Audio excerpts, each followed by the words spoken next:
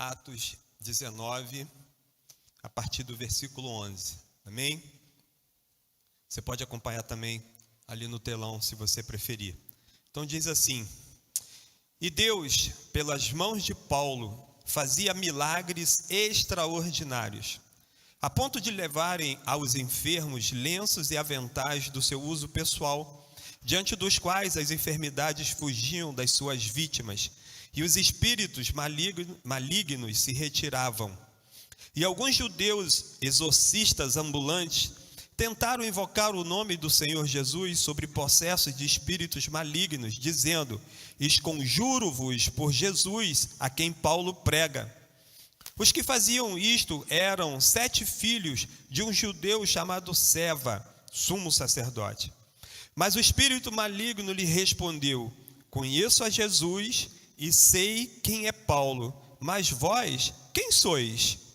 E o possesso do espírito maligno soltou sobre eles, subjugando a todos, e de tal modo prevaleceu contra eles, que desnudos e feridos fugiram daquela casa. Só até aí, feche seus olhos, vamos orar mais uma vez. Pai querido, em nome de Jesus, que a Tua palavra nessa noite possa encontrar terreno fértil em nossos corações, e que possamos, ó Pai, estar aprendendo mais de Ti, e que Tu abençoe a vida da Tua igreja nessa noite, em nome de Jesus. Amém. Você imagina a cena. Você se prepara para fazer uma visita, alguém que precisa. Você junta alguns irmãos ou irmãs, chega na casa daquela pessoa, aquela pessoa então se manifesta com um espírito demoníaco, e você preparado, com cara de crente, roupa de crente, jeito de crente, e você então, de frente daquilo, naquela situação, então você diz: olha, vou usar o nome de Jesus e tudo será resolvido. E aí você declara uma palavra sobre o espírito maligno, dizendo em nome de Jesus: sai. E aquele espírito diz assim para você: olha, eu conheço Jesus Cristo, eu sei quem é o pastor Jonas, mas vocês quem são? E aquele espírito então, ele se manifesta com uma força muito grande e dá uma surra em vocês. Batem, ferem, tiram as suas roupas, deixam vocês completamente pelados. E vocês voltam, saem daquela casa, voltando para as suas, totalmente desnudos, feridos e humilhados. Consegue imaginar essa cena? Seria muito desagradável, né? Seria muito desagradável se acontecesse isso com qualquer um de nós. O texto que nós lemos diz que Paulo estava ali naquela cidade, e alguns estudiosos dizem que era Éfeso, a cidade que ele estava, e ele pregava o evangelho, e ali havia poder, manifestação do poder de Deus, a graça de Deus, o amor de Deus sendo derramado naquele lugar, a pregação do evangelho, pessoas se convertendo, coisas maravilhosas aconteciam, pessoas pegavam pertences pessoais de Paulo, levava, e só ia apresentar aqueles pertences pessoais, os espíritos pulavam, saíam, as pessoas eram curadas, os enfermos eram sarados. E hoje tem uma semelhança com esse negócio aí, né? Um negocinho de lenço com suor, né? Com outras intenções, é claro. Alguns exorcistas, homens que trabalhavam, a profissão deles eram essas, eles ganhavam dinheiro para isso. Eles viram Paulo e todo aquele contexto que estava acontecendo naquela cidade, e eles pensaram: opa, está aí uma boa oportunidade agora da gente entrar nesse negócio. Está aí uma oportunidade agora de nós faturarmos um pouco mais. Vamos usar e vamos fazer como Paulo está fazendo. E eles fizeram exatamente assim. E o desfecho foi o que nós vimos aqui no texto. Eles foram humilhados, levaram uma bela de uma surra. Foram desnudados, tiraram todas as suas roupas. E um espírito somente, derrotou os 7 naquela situação. E aí você deve estar imaginando que lá em Marcos, no capítulo 16, diz assim: estes sinais hão de acompanhar aqueles que creem. Em meu nome, isso Jesus falando, em meu nome expelirão demônios. Em meu nome expelirão demônios. Falarão novas línguas, pegarão em serpentes, e se alguma coisa mortífera beberem, não lhes fará mal. Se impuserem as mãos sobre os enfermos, eles ficarão curados. Exatamente foi o que esses exorcistas fizeram. Eles foram em nome de Jesus. E tudo deu errado. Não foi uma boa ideia o que eles fizeram. Então o que deu errado? Por que eles foram humilhados? Por que eles levaram essa surra? Porque se eles estavam usando a autoridade do nome de Jesus e o demônio não obedeceu, o que estava errado naquela situação? Eu vejo exatamente que, através dessa passagem, um total desconhecimento de quem era Jesus por parte desses 7 homens. Esses homens tentaram usar um poder que não está no nome, simplesmente nas 5 letras J-E-S-U-S. Porque o nome de Jesus, ele não é uma palavra mágica. A palavra Jesus não é um amuleto que eu possa carregar. A palavra Jesus não significa e não tem peso nenhum. Porque na realidade esses homens, eles não conheciam quem era Jesus. Quem era a pessoa que um dia foi batizada com esse nome. Eles não sabiam e não conheciam tudo aquilo que Jesus é. E foi exatamente o que o pastor Edmilson pregou hoje pela manhã. Exatamente aquilo que o pastor Edmilson, se você não ouviu, se você não teve aqui, se você não teve oportunidade, depois você chega em casa, entra no YouTube e assista. Veja a palavra que o pastor Edmilson deu hoje de manhã. Por quê? Porque nós não precisamos simplesmente carregar o nome de Jesus. Mas eu preciso saber quem Jesus é. O que ele é. Porque todo poder que está associado ao nome de Jesus, toda a reverência que está associada ao nome de Jesus, ele é proporcionalmente ligado a quem Jesus é. Porque o nome Jesus simplesmente não tem poder nenhum. Mas Jesus como pessoa, como Deus, ele tem todo o poder. Ele carrega esse poder. Então, para que eu possa usar o nome de Jesus e que as coisas aconteçam conforme devem acontecer, eu preciso não só conhecer o nome de Jesus, mas eu preciso ter intimidade, eu preciso saber me relacionar, eu preciso conhecer Jesus, eu preciso saber do que ele é capaz, do que ele já fez, daquilo que ele ainda vai fazer. Quem é Jesus? O pastor Edmilson perguntou pela manhã. Qual é o Jesus que você serve? Qual é o Jesus que você serve? E ele deu alguns exemplos de Jesus na parte da manhã. O Jesus que é ético. O Jesus que é igual ao Papai Noel, que só serve para dar presente. E que se ele não me der, eu faço biquinho, então ele não serve mais para mim. É o Jesus que está aí na boca das pessoas e que alguns até usam e digam, eu te repreendo em nome de Jesus, mas não sabe nem o que eles estão falando, fazendo. Mas quem você conhece como Jesus? Quem é o Jesus que você serve? Quem é o Jesus que você adora? Quem é o Jesus que você contribui, que você dá o seu dízimo? Por que você faz isso? Quem é esse Jesus? Será que verdadeiramente nós conhecemos Jesus na figura de um Deus todo-poderoso que está sentado acima de todas as coisas? Porque não adianta eu usar o nome de Jesus, não adianta eu usar o nome de crente, não adianta eu usar o nome de cristão se eu não sei quem ele é. Se eu não tenho intimidade com ele, se eu não conheço o que ele faz, então eu não posso segui-lo, eu não posso receber autoridade para usar o nome dele, se eu não conheço e não tenho intimidade com ele. Nós carregamos, o pastor Edmilson falou isso de manhã, eu praticamente estou quase pregando o que ele pregou, mas ele falou de manhã, nós carregamos o nome de cristão. Mas será que nossa conduta, o nosso modo de viver condiz com esse nome?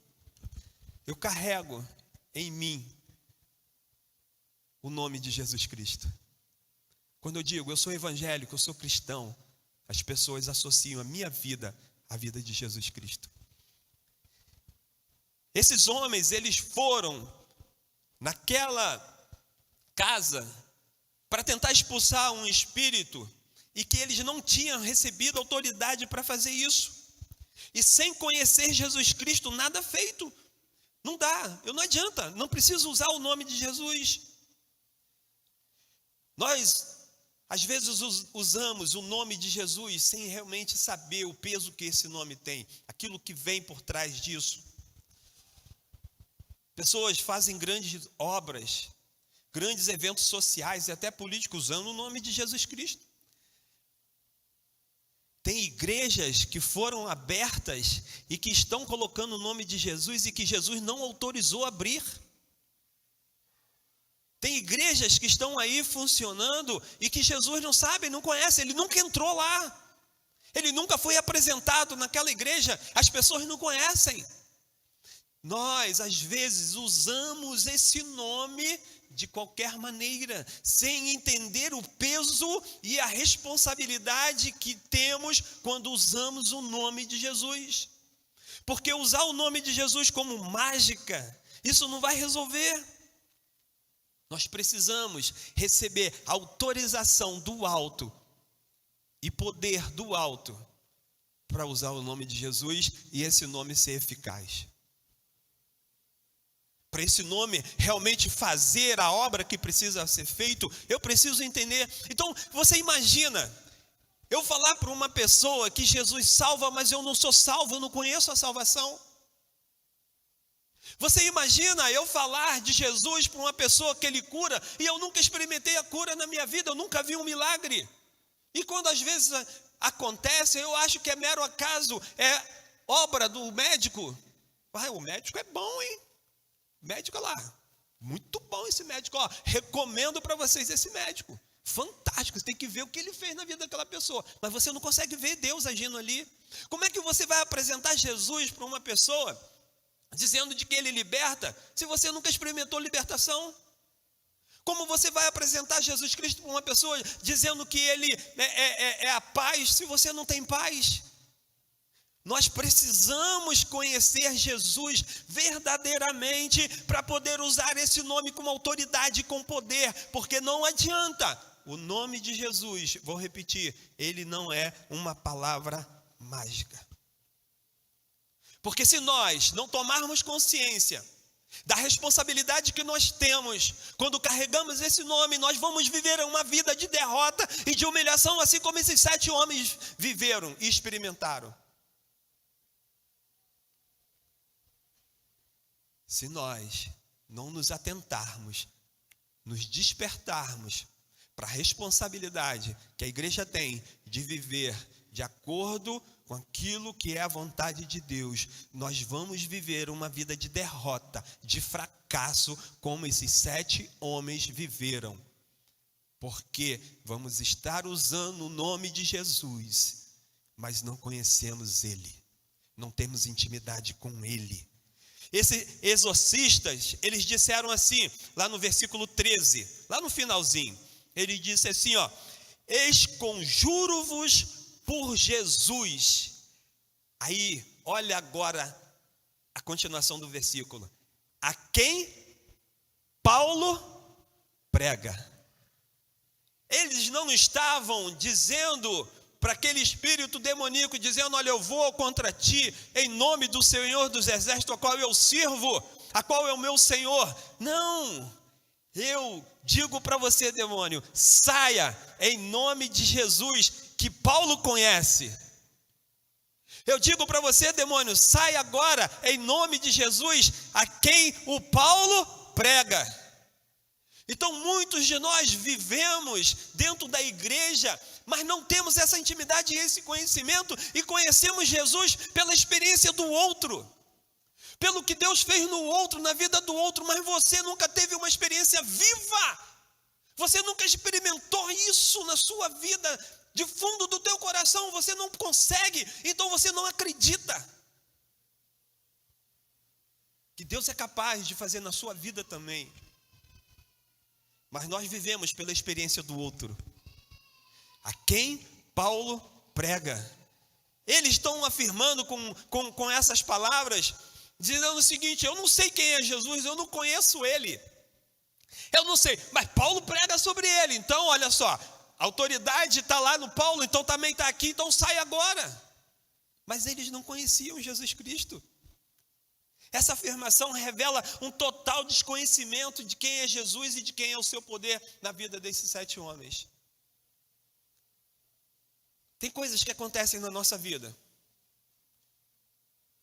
de que não são punição de Deus, que não são que Deus deixou de me amar, ou que as coisas acontecem na vida. Tem coisas que acontecem na sua vida para você poder experimentar o poder de Deus.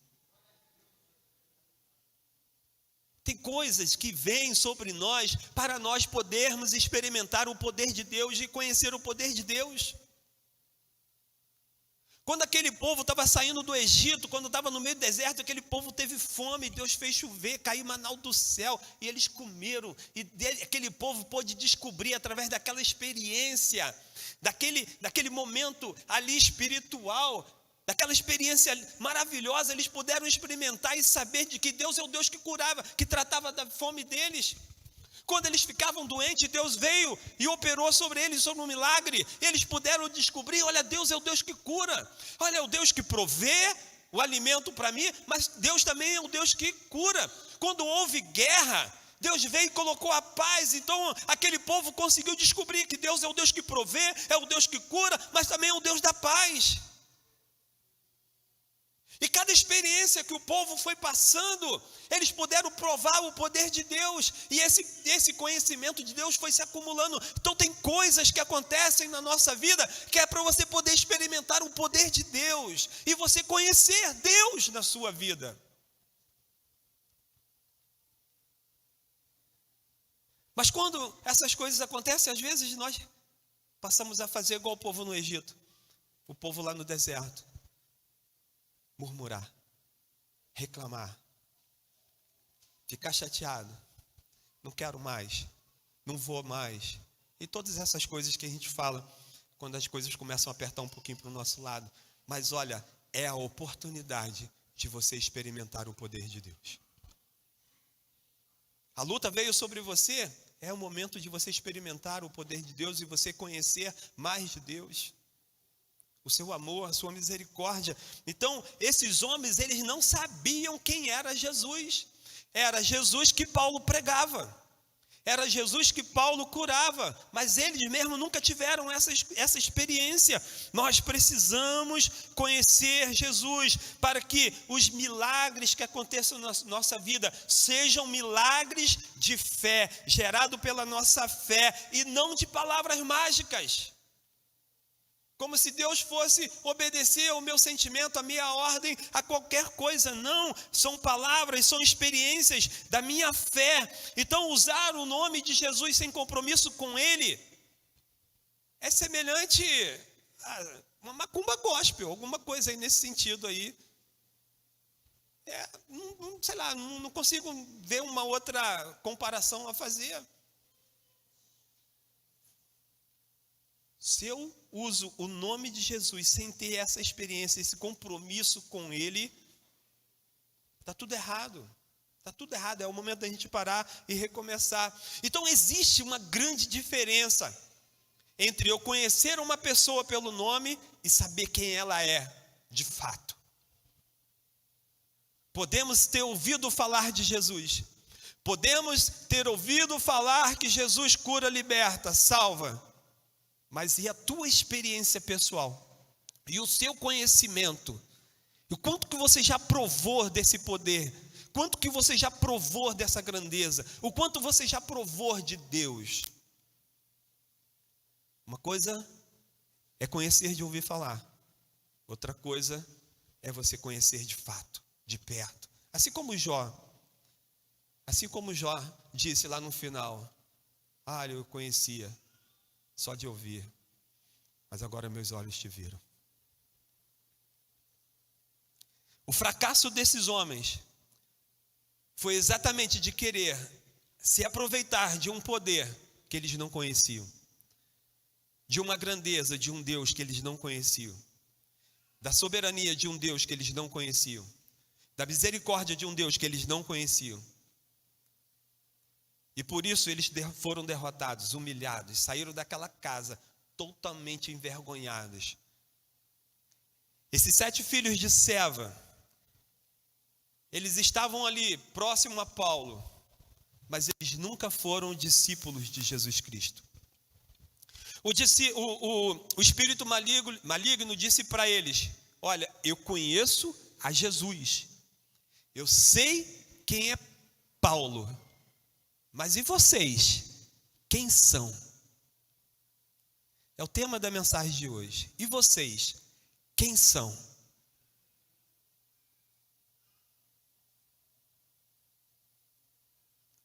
Imagina um demônio aparecer diante de você e falar isso para você: te conheço. Mas eu estou na igreja há 30 anos. Mas eu sou diácono da igreja. Mas eu dou meu dízimo, eu dou minha oferta. E ele vai continuar perguntando para você: e vocês? Quem são? Quem são? Esse demônio, esse espírito maligno, não reconhecia a autoridade de Jesus sobre ele. Sobre eles, que eram 7. E no mundo espiritual, igreja, você não consegue enganar. Você pode enganar aqui. Você pode enganar aqui, você pode até viver uma vida aparente aqui, você pode até viver uma vida aqui que todo mundo acha que você é uma bênção pura, você pode até conseguir fazer isso aqui, mas no mundo espiritual você não consegue enganar. Você não consegue, e o mundo espiritual vai te afrontar. E o mundo espiritual vai te afrontar e vai abrir uma guerra contra você, e você não vai estar preparado, porque você não vai ter Jesus do seu lado. E a Bíblia diz que nós temos Ele. Quando nós verdadeiramente conhecemos Jesus Cristo, quando nós verdadeiramente temos Ele e servimos a Ele, e declaramos que Ele é o nosso Senhor, Ele está ao nosso lado, a nos guardar e a nos proteger e a guerrear as nossas guerras, e nos ajudar e nos suportar nos momentos difíceis. Mas no mundo espiritual, se a nossa vida não tiver pautada de acordo com essa palavra, conhecendo com intimidade Jesus Cristo, no mundo espiritual nós vamos ser derrotados. E Ele vai nos revelar a verdade. Só podemos usar o nome de Jesus Cristo com autoridade quem reconhece Ele como Senhor e Salvador da sua vida. Quem combate a fé, combate mesmo ali com fé, o bom combate. E quem é discípulo. E discípulo faz o que o mestre ensina, obedece o que o mestre ensina. Ele faz exatamente aquilo. Há poder no nome de Jesus? Sim. Há poder no nome de Jesus? Sim, há poder no nome de Jesus. Porém, a autoridade que nós temos para usar depende se eu estou servindo, seguindo a Ele e sendo discípulo dele. A Bíblia diz para não usar o nome do Senhor nosso Deus em vão. Ela diz muito claro: não use o nome do Senhor nosso Deus em vão. E quando nós usamos o nome de Jesus Cristo sem autoridade devida, eu estou usando o nome do Senhor em vão, porque eu não recebi a autoridade espiritual para usar esse nome. Isso é muito sério, igreja. Isso é muito sério. Precisamos conhecer Jesus, servir, seguir, ter intimidade com Ele, ser seu discípulo. A Bíblia diz lá em Tiago, capítulo 4, versículo 7: sujeitai-vos, portanto, a Deus, mas resisti ao diabo e ele fugirá de vós. Então, resistir, e muita gente só fala esse pedaço final do versículo: resistir ao diabo, irmão, e ele vai fugir de vocês. Não é assim não. Resistir ao diabo, irmão, e ele vai fugir. Não. Tem uma coisa antes. Você, antes de resistir ao diabo, você precisa se sujeitar a Deus. Antes de você usar o nome de Jesus com autoridade para fazer um milagre e expulsar um demônio, antes você precisa se sujeitar a Deus. Se você se sujeita a Deus, você recebeu do céu a autoridade espiritual, e aí você vai resistir ao diabo, ele fugirá de você.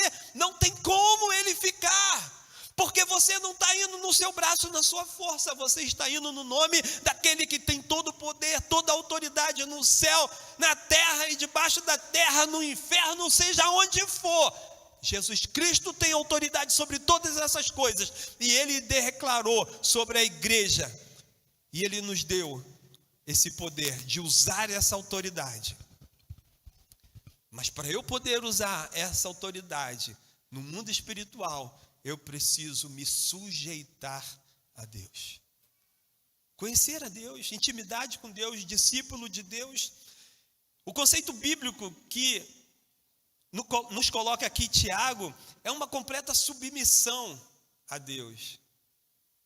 E quando a gente fala de submissão, parece um filme de terror, um filme de horror.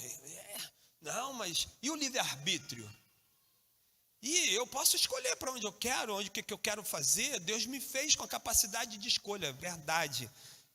Mas se eu compreendo todos os propósitos de Deus para mim e eu entendo a sua palavra, eu vou usar a minha capacidade de escolha para escolher sempre aquilo que Deus quer. Vocês entenderam? Eu vou usar a minha capacidade de escolha para escolher o que Deus quer. Olha, tem dois caminhos, um para a esquerda e um para a direita. Eu tenho o poder de escolha. Eu escolho qual caminho quero tomar. Mas, se eu sou um homem sujeito à vontade de Deus, Senhor, para que lado eu vou? Qual a sua opinião? Eu devo ir para a esquerda ou para a direita? Meu filho, vai para a direita. Sim, senhor, eu vou para a direita. Eu tenho o poder de escolha, mas eu vou perguntar para ele o que é melhor. Vocês entenderam? E Deus vai nos orientar, Deus vai nos ajudar. Deus vai declarar sobre você aquilo que você vai fazer. Então, eu preciso estar submisso à vontade de Deus para poder eu usar esse nome. E quando eu me coloco nessa submissão, eu estou me sujeitando a Deus e entregando a minha vida à sua autoridade e ao seu controle. E eu estou dizendo para ele, Senhor, nada e ninguém conhece melhor a minha vida do que o Senhor. Então está aqui, eu declaro agora sobre a minha vida uma total submissão à tua vontade. E isso não nos faz escravos, isso não nos faz servos no sentido ruim da palavra. Não, isso ainda nos deixa livre, porque Ele nos libertou do império das trevas. E agora eu vivo uma vida diferente, sem pecado, mas eu vivo agora conforme a orientação dEle, porque Ele sabe o que é melhor para mim e sabe o que é melhor para você. Para eu usar o nome de Jesus Cristo, eu preciso expressar essa autoridade que foi me dada aí. O centurião, ele falou isso lá em Lucas 7:8, diz assim, sou um homem, o centurião falando para Jesus Cristo, vocês lembram dessa passagem? Sou um homem sujeito à autoridade, e também tenho homens abaixo da minha autoridade. Então, o que ele estava dizendo para Jesus Cristo? Olha, não precisa de você ir na minha casa, basta uma palavra sua, e se você der uma ordem no mundo espiritual, vai ser curado, que está lá enfermo, que está na minha casa, porque eu tenho autoridade, eu tenho uma pessoa acima de mim que tem autoridade na minha vida, e tenho pessoas abaixo de mim que eu tenho autoridade sobre a vida delas. Então eu conheço a autoridade, eu sei a autoridade que está sobre a tua vida, ele falando para Jesus Cristo. Então, veja bem, fazendo um paralelo com as nossas vidas hoje, é exatamente assim. Autoridade, toda autoridade pertence a Jesus Cristo, mas Ele te deu essa autoridade para você usar, e você deve usar, mas para você poder usar essa autoridade, você tem que estar debaixo da cadeia de comando, porque se você saiu da presença de Deus, se você não conhece Deus, não tem intimidade com Ele, se você quebrou esse vínculo com ele, que tem toda a autoridade, você não tem mais autoridade de usar o nome dele. É simples. É simples. Para você poder usar a autoridade que Jesus Cristo te transmitiu como igreja, você precisa estar ligado a ele. Porque a partir do momento em que você romper essa ligação, essa autoridade não está mais na sua vida. E você não pode mais usar o nome de Jesus Cristo. E se você usar o nome de Jesus Cristo nessa situação, você será derrotado. Você experimentará uma amarga derrota. Então, para poder eu dizer a Satanás e no mundo espiritual e expressar essa autoridade, eu preciso estar debaixo da autoridade de Deus. E se eu não me sujeitar a essa autoridade, se eu não me sujeitar a Deus, eu não posso expressar essa autoridade contra nenhum poder das trevas. E nada e ninguém vai me respeitar. Então, primeiro eu me sujeito. Primeiro eu tenho intimidade. Primeiro eu conheço, para depois usar. E o meu testemunho de vida, ele testifica quem eu sou. E quem nós somos.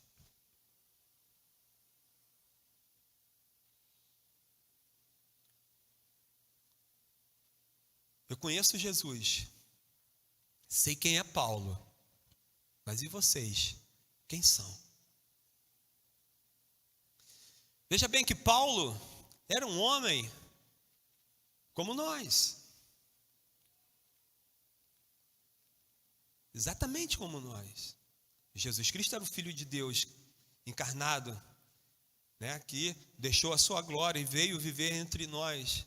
Mas Paulo era um homem comum, como eu e você. E o demônio declarou: eu sei quem é Jesus Cristo. Eu conheço Paulo, mas vocês eu não conheço. Ah, igreja, tu imagina um demônio falando isso para nós?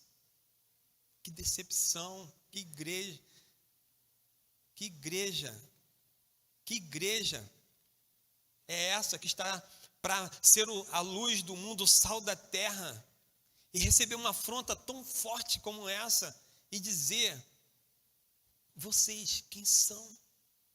Não conheço vocês, vocês não têm autoridade nenhuma.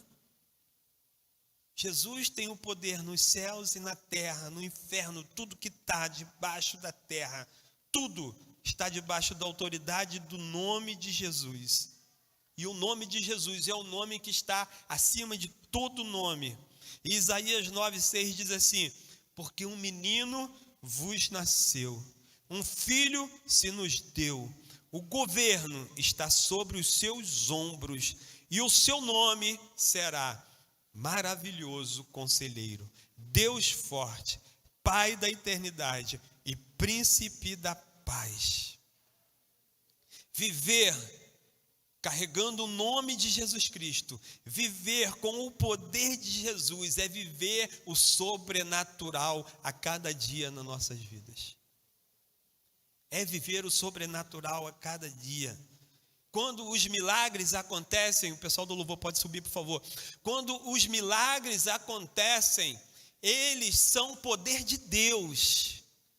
Eles continuam sendo a ação de Deus. Então eu declarei através de uma oração cura sobre uma pessoa. O milagre que vai acontecer naquela vida daquela pessoa é poder de Deus, não é o meu poder. Mas Deus me transferiu a autoridade para declarar cura sobre aquela pessoa. E se eu tiver com a minha vida ligada a Ele, submissa a Ele, se eu me sujeito a Ele, se eu obedeço a Ele, se eu sou seu discípulo, eu tenho essa autoridade de declarar cura sobre a vida de alguém. Eu tenho autoridade de declarar: seja liberto. Eu tenho autoridade para pregar, eu tenho autoridade para ensinar, eu tenho autoridade para limpar a igreja, eu tenho autoridade para fazer qualquer coisa que no mundo espiritual os demônios fugirão de nós. Porque quando eles olharem para vocês, eles vão ver Jesus Cristo resplandecendo sobre os seus rostos. E eles vão fugir de vocês, porque o poder e a glória de Deus repousou sobre a igreja. E ele vai poder dizer: Eu conheço Jesus Cristo, eu sei quem é Paulo, mas também sei quem é Maria, sei quem é João, sei quem é o Antônio, sei quem é Joaquim, sei quem é ele, sei, lá na Manancial eu conheço aquele, sei quem é aquele, sei também, conheço aquele também, aquela também, e aquela ali eu não chego nem perto. E o demônio vai fugir de nós. Vai fugir de nós. Queremos as bênçãos de Deus, eu também quero. Eu também quero. Queremos, mas não é só as bênçãos de Deus. Precisamos querer Deus. Queremos querer Deus. Deus. Uma vez um casal, já com mais ou menos 50 anos de casados. Acho que vocês devem conhecer essa história. Calma aí, gente. 50 anos de casado, né? Aí tomando café da manhã, já não tinha filho mais em casa, sozinhos. E aí eles sempre compravam aquela bisnaga. Hoje não existe mais, né? Bisnaga é aquele francês comprido assim, para quem não conhece. É coisa de coisa de velha. Aí eles compravam sempre aquela bisnaga para comer. E a mulher olhou para aquele pão naquela manhã. Ele falou assim: hoje eu vou cortar um pedaço do meio do pão e vou comer. E ela cortou o pedaço do meio do pão, passou uma manteiga, colocou um queijo, pegou aquele café e tomou. Quando o marido olhou aquilo, falou: meu amor, que surpresa maravilhosa, você deixou a ponta para mim hoje. Eu sempre desejei comer a ponta, mas eu sempre deixei a ponta para você. Eu detestava a ponta, eu gosto é do meio. 50 anos de casado, e ele não sabia que ela gostava do meio, e ela não sabia que ele gostava da ponta, e eles comendo o pedaço errado do pão. Por quê? Porque eles não se conheciam. Às vezes nós estamos vivendo dentro da igreja há 6 meses, 1 ano, 5 anos, e não conhecemos quem é Jesus Cristo. Não conhecemos Jesus Cristo, não sabemos do que Ele gosta, não sabemos do que Ele quer, não sabemos do que Ele fala, do que Ele fez, do que Ele faz, do que Ele vai fazer. Estamos aí, seguindo a nossa vida, mas não conhecemos Ele verdadeiramente, não conhecemos Ele de perto. Se nós vivermos uma vida de sujeição ao poder de Deus, temos autoridade para fazer proezas e mudar a história desse mundo, mudar a história de pessoas que estão indo para o inferno, mudar a história de pessoas que estão sendo derrotadas, através do teu testemunho, através da tua vida. Não precisa muita coisa, basta você viver a plenitude desse evangelho, e você verá o poder de Deus sobre a sua vida. Fica de pé, por favor.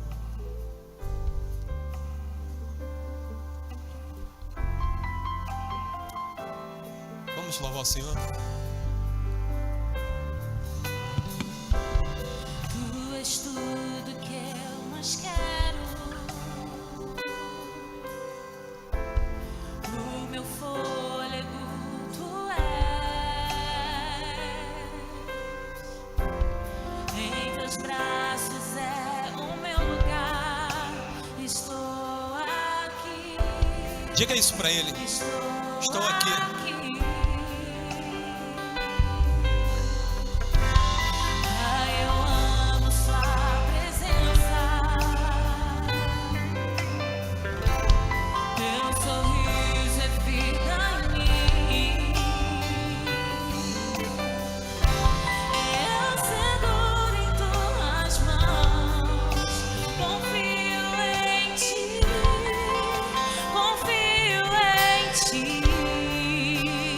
Quero ir mais fundo, leva-me mais perto, onde eu te encontro, no lugar secreto, aos teus pés me rendo, pois a tua glória quero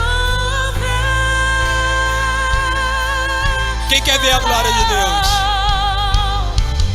Levanta sua mão, você que quer ver a glória de Deus. Eu quero, Senhor, ver a tua glória. Eu quero.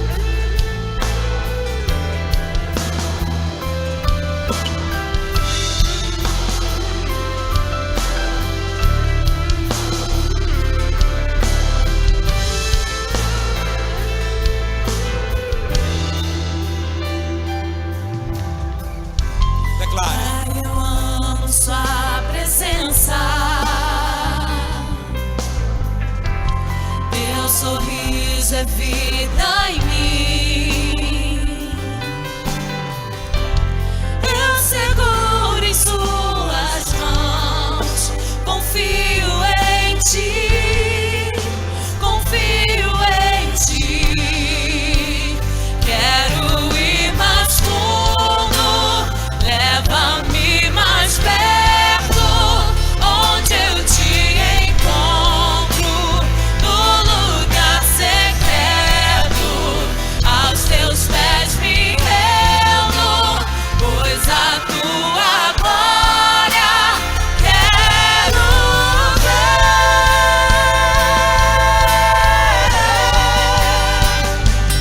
Tudo que eu mais quero é te ver, me envolva com tua glória e poder.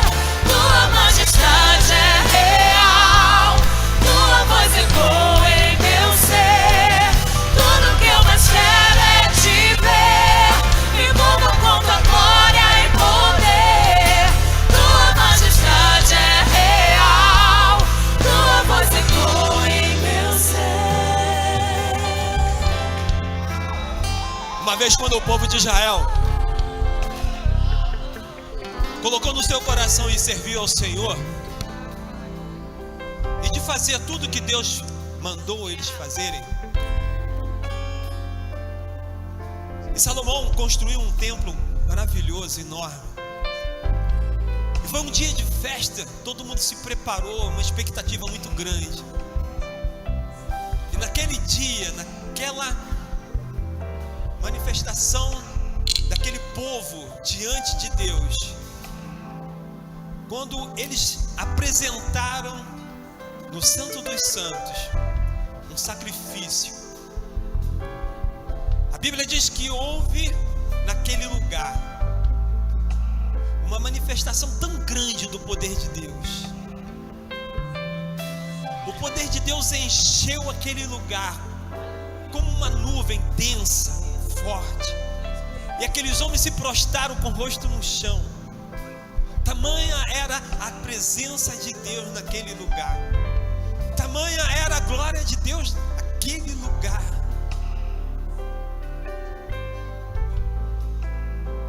E essa fumaça e aquele momento foi chamado de Shekinah, Shekinah de Deus, a glória de Deus derramada naquele lugar como peso, como o próprio Deus naquele lugar.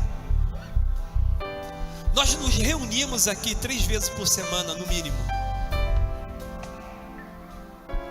Será que nós conseguimos ver esse peso da glória de Deus sobre a minha vida, sobre a tua vida?